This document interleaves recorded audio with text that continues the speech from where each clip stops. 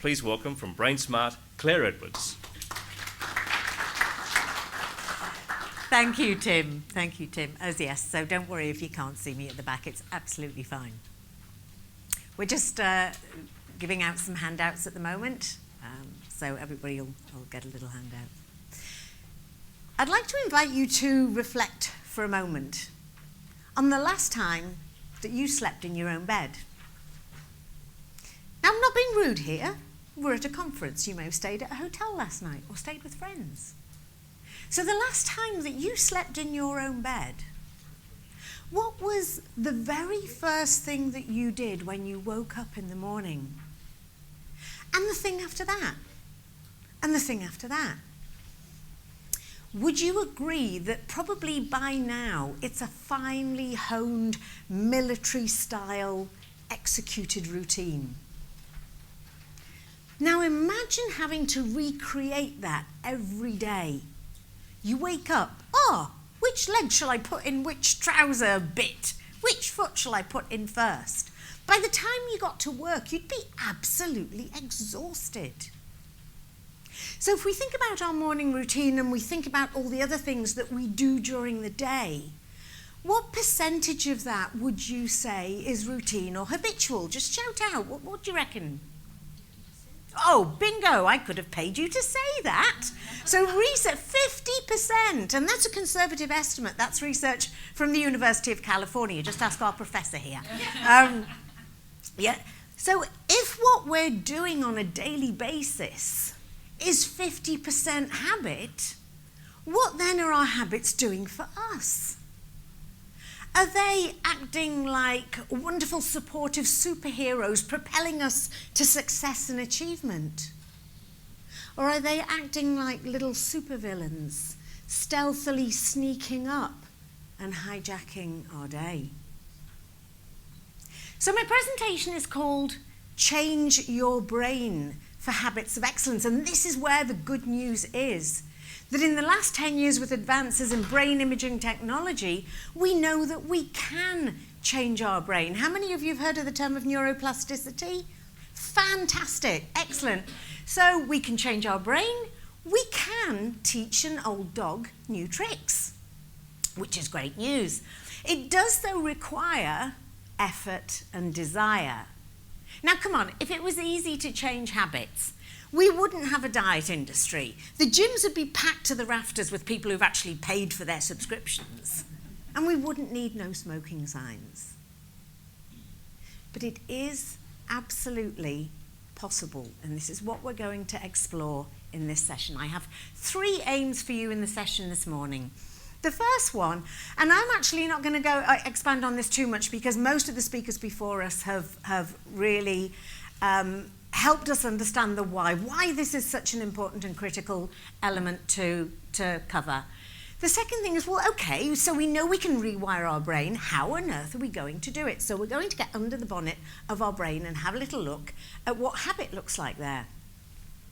And we'll finish with me sharing with you 3 strategies that that I've found really good, that are productivity strategies that you might want to create habits of excellence with. But it does actually help to have in mind a habit that you are going to change. So I'm going to invite you to find your new best friend. You've only got 10 seconds each, and I want you to think of a productivity habit that, listen to the language, not that you want to change, that you are going to change. And if you don't, the stormtroopers will come and get you. So your new best friend might be beside you, behind you, in front of you, off you go. 10 seconds each, not very long. I've only got 30 minutes.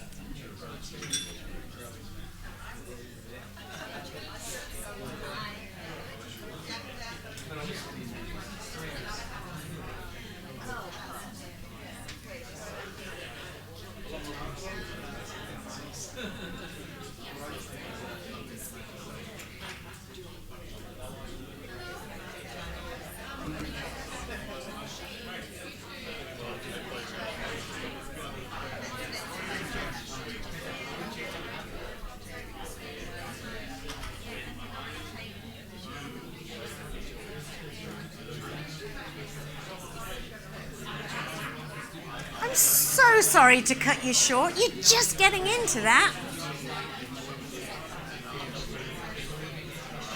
Okay. I can do this.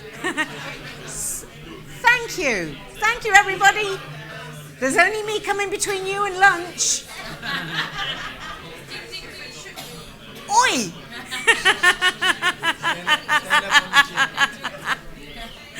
I could, and I would, and I might, and I will.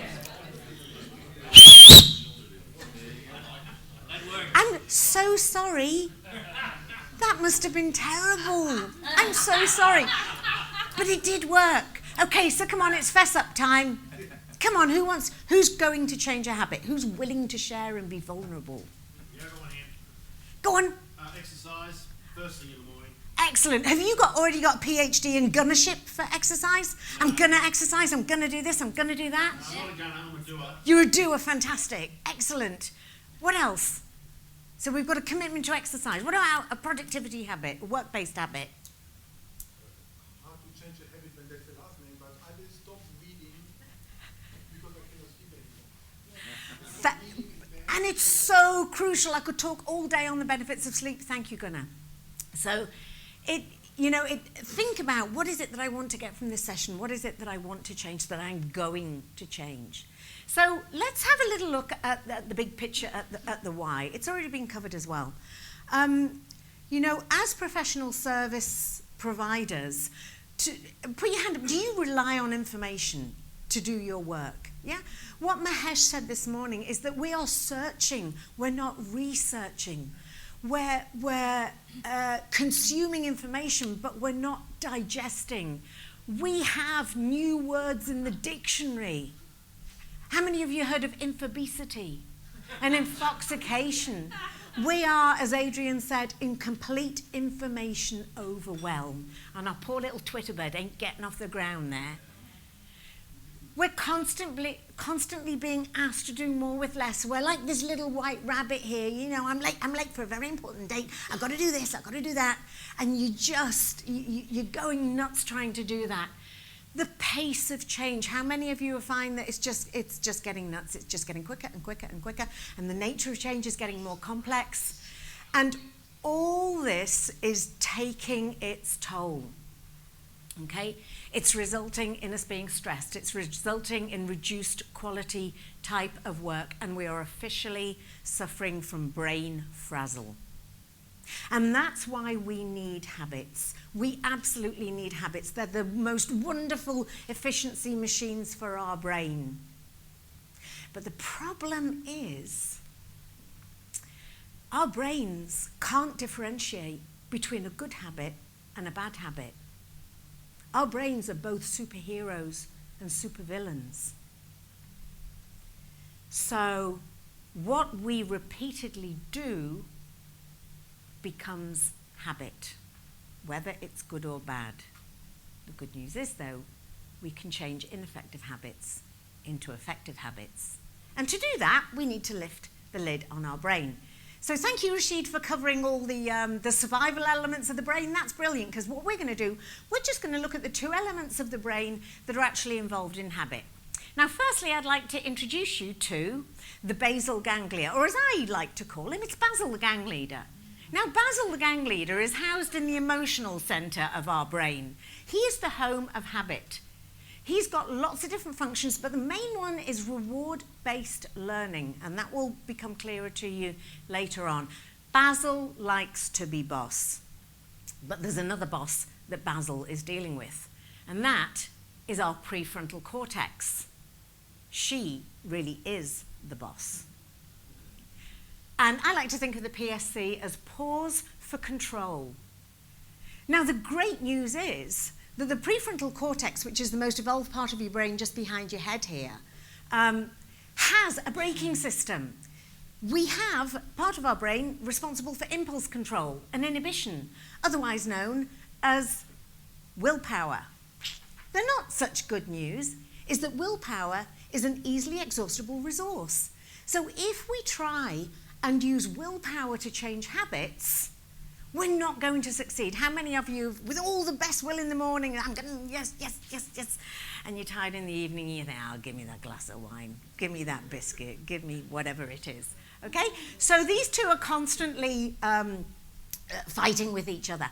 And what we need to do when we're going to change a habit, because the habit resides with basal, we're going to pluck it out from basal, we're going to rewire it in the prefrontal cortex, and we're going to pop the new habit back into the basal ganglia. So let's have a little look at how that works in our brain. So how many of you are used to driving tracks like this, or tracks on the beach?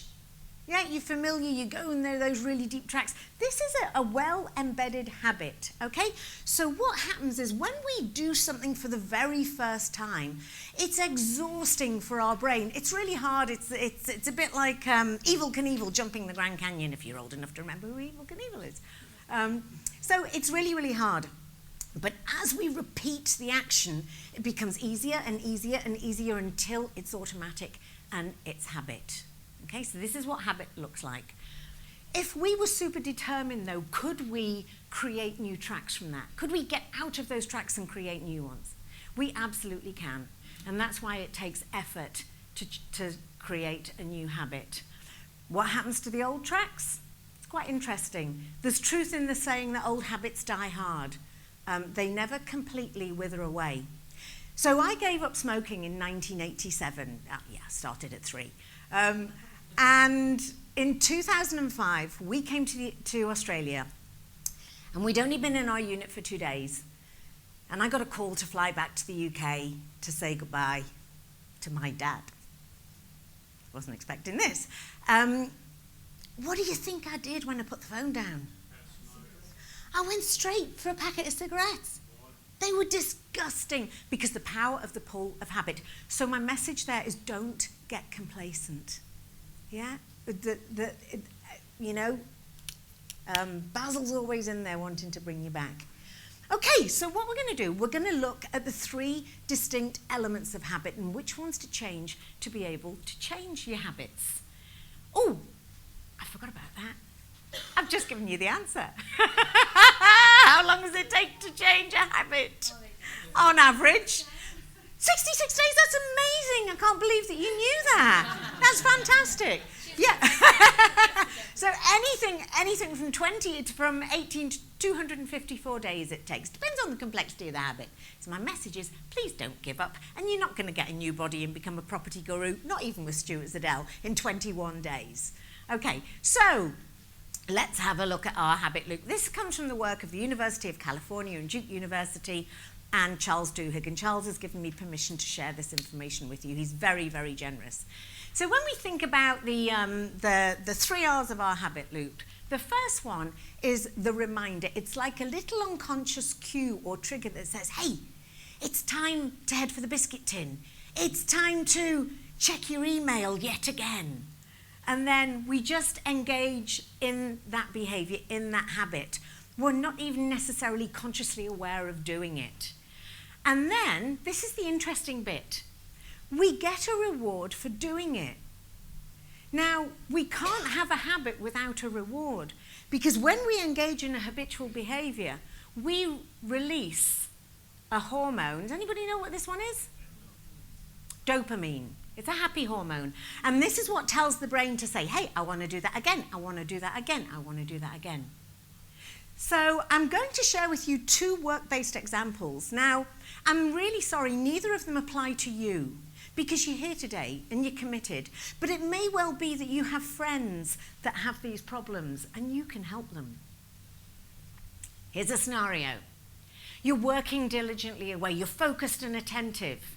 And in the bottom right-hand corner of the screen, ding!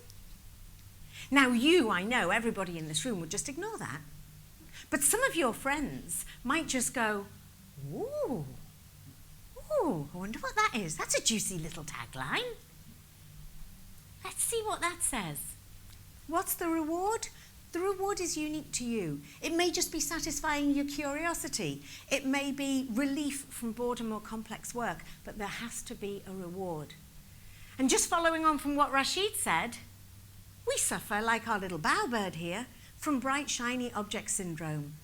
And don't beat yourself up too much if this happens, because there's a part of our brain that is continually scanning for novelty. Ooh, what's that? Ooh, what's that? It's part of scanning for danger as well. So what we don't want to do is use tons of willpower to try and deal with these distractions. The message here is, how much is distraction costing you in your business? Deloitte's have said it's significant, particularly today. Our attention spans are getting shorter and shorter and shorter. So your friends have to do something about this. Let's look at something else that your friends might do. How many of you here would agree with me that picking up the phone and calling existing clients or potential clients could result in business? Yeah. Keep your hand up if you absolutely love doing that. Yeah, we have a few sacred people, wonderful. So, you're all psyched up. Yeah, you've got your list of people to call. You're ready to go. You pick up your phone. You look at email. You look at Facebook. Ah, yes, you've just pushed the later button. You flicked the later switch. So what's the reward? Well, I don't have to do what I don't like now. Or I'm not really good at selling, so I don't have to make an idiot of myself. Welcome to the world of procrastination. Now, the problem with procrastination is that you hit the later button, and how do you feel? You feel guilty. Oh, I was going to do that. Yeah, I've got my PhD in gunnership again. Yeah, I was going to do that. And you feel guilty and you feel bad. And when you're feeling guilty and bad, it doesn't motivate you to want to pick up the phone. So you're stuck in a vicious circle. And your friends want to break free from that vicious circle. And actually, I'm one of my friends. Are you one of your friends? Okay, so let's have a look at how we actually change habit. We take the 3 R's of the habit loop and we deal with each of them individually. So in order to be able to change habits, it's absolutely critical for us to become self-aware. We need to know what's going on, and we'll delve into each of these a little bit deeper. So review the reminder. What's the trigger? What's happening? What's going on for me when I go to do that behavior? Reflect on the reward. What am I getting out of this? What is the reward that I'm getting, and what's the reward that I want to get, which is even more important? And then, of course, as was said earlier today, we can't do the same thing over and over again and expect a different result. We have to replace the routine. We have to do something different. So let's go through each of these. Review the reminder. What is triggering you to engage in that behavior? Our environment plays a huge part in our habits. If we're in a messy desk, in a messy office, it's hardly conducive to being attentive and focused. If we're in a really busy office, it's hardly conducive to being productive. Edward advises us to go out for walks, change your environment. What time is it? Am I deciding that I'm going to make my 10 calls at 5 minutes to 4 in the afternoon when I've got no mental capacity for prospecting? And how am I feeling? Am I feeling tired? Am I feeling grumpy?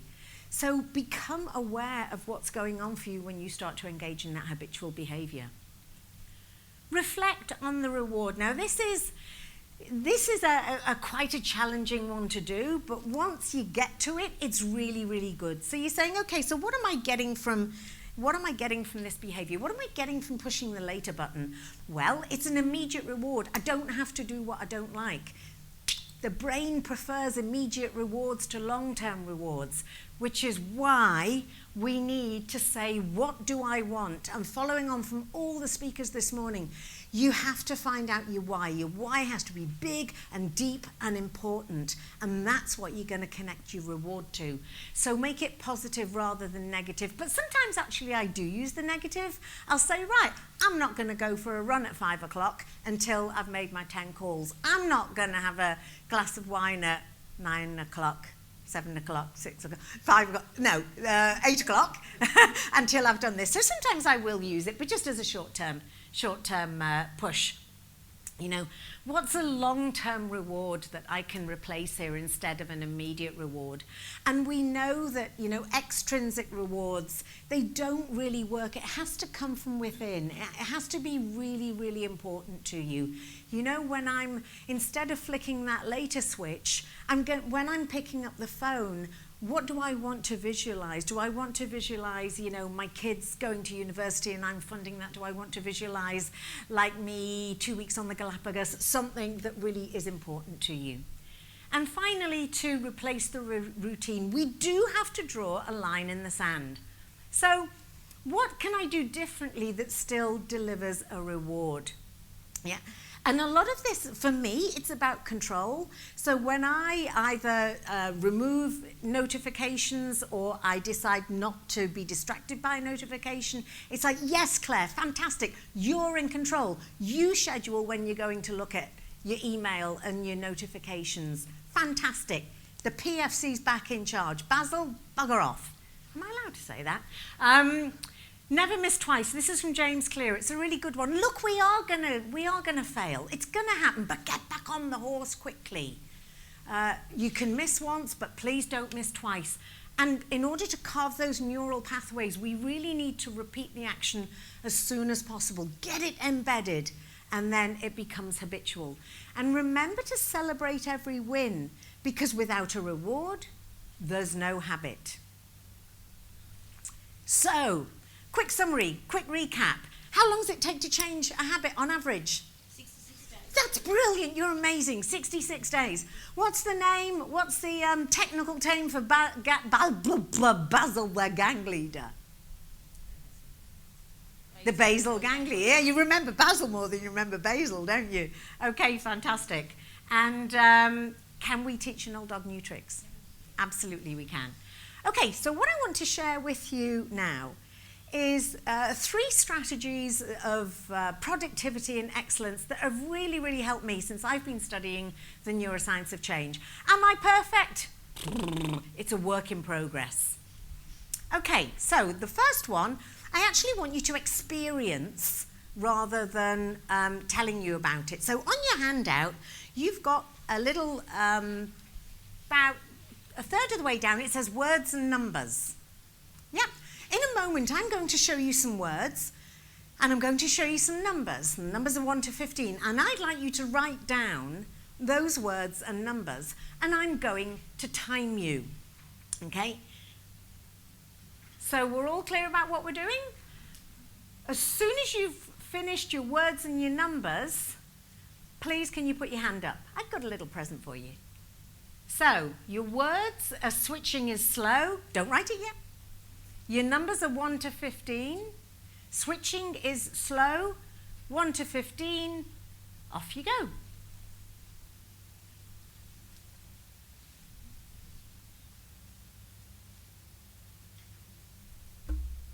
Hand up when you're done. Really? Well done, Ross. I think I might be attacking some people and if I don't get this to you correctly. Oh! I do apologise, sir. Fantastic, well done. Okay, so now what I'm going to ask you to do is exactly the same, but we're going to go alternately. So S1, W2, I3. Yeah? Is that clear? So we're going to do it alternately rather than all at one time. S1, W2, I3. Off you go.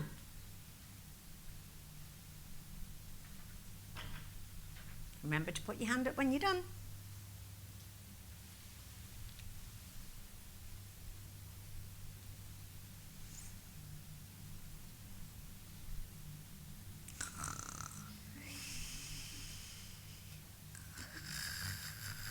Oh, thank goodness for that, John. Oops, thank you.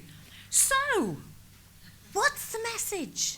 Brain at last. If I had another brain, I'd be blind. What's the message? Exactly. Multitasking doesn't work cognitively All you're doing is switching, but multitasking. It's like your brain is a smartphone. All it's doing is draining the apps. So please, I invite you to become a proud single tasker.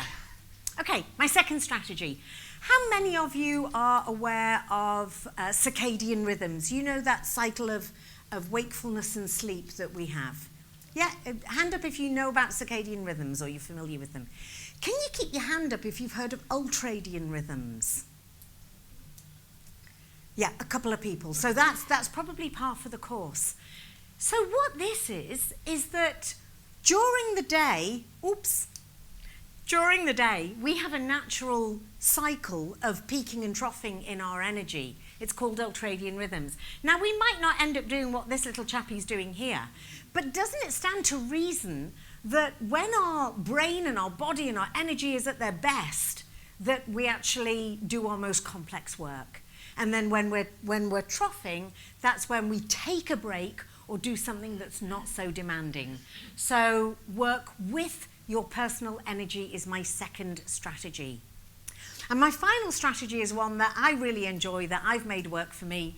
And that is, say for example, you commit that twice a week you're going to get up at 5 o'clock in the morning and you're going to go for a run. And the alarm goes off and where's that snooze button, okay? No, what you do, you put the alarm in the bathroom. And instead of your slippers, you put your runners. Yes, absolutely. Or wear your gym clothes to bed, even better. Okay? In a work-based environment, actually, let me just tell you quickly, there was a Swedish experiment where they made steps into a piano and they reduced the use of the escalator by 66% because people wanted to do that. I did that here in Sydney one day and brought the whole program down here. Brilliant. Brilliant. Okay, so if you get distracted, turn the distractions, the notifications off. If you struggle with interruptions, set a system for when you're focused and when you're available. This one I did for making calls. I decided, right, I'm going to make my 10 calls. I set an alarm for 10:01, 10:02, 10:03, 10:04, 10:05. Yes, okay, I'll make them. Make it easier to do the hard thing and harder to do the easy thing. Be kind to yourself. If I'm allowed an extra minute, that would be great. So how do you set yourself up for success? Well, here are 6 mini takeaways. It's the habits formula for success. 6 mini takeaways. Please have a plan. Make a commitment to this. It's absolutely critical. If you're going to change, plan to change. Everybody's already said, align it with your actions, align your actions with your goals and values. Make it important. It has to be important to you. What's your why for making these changes? You have to believe that change is possible. And this is the foundation of organizations like AA and Weight Watchers. Yeah? And a way of believing that change is possible is using visualization. Imagine yourself and what you're going to be doing with the extra revenue from making the calls. Imagine motor visual rehearsal. Don't do it on your own. Take a buddy on board. You can help them, they can help you. And finally, start small and celebrate every win. We need a reward. So my quick 3 takeaways may be different from your takeaways. You'll get a copy of the slides. So, number 1, remember multitasking kills productivity. Energy and attention are precious resources. Please use them wisely. Work with your energy, not against it. And if you want to change a habit, help yourself to do so by making the easy thing harder and the harder thing easier. It was John Dryden, who was attributed to John Dryden, who said, first we make our habits, then our habits make us. Well, now you have the knowledge to make your habits make you exceptional. Thank you.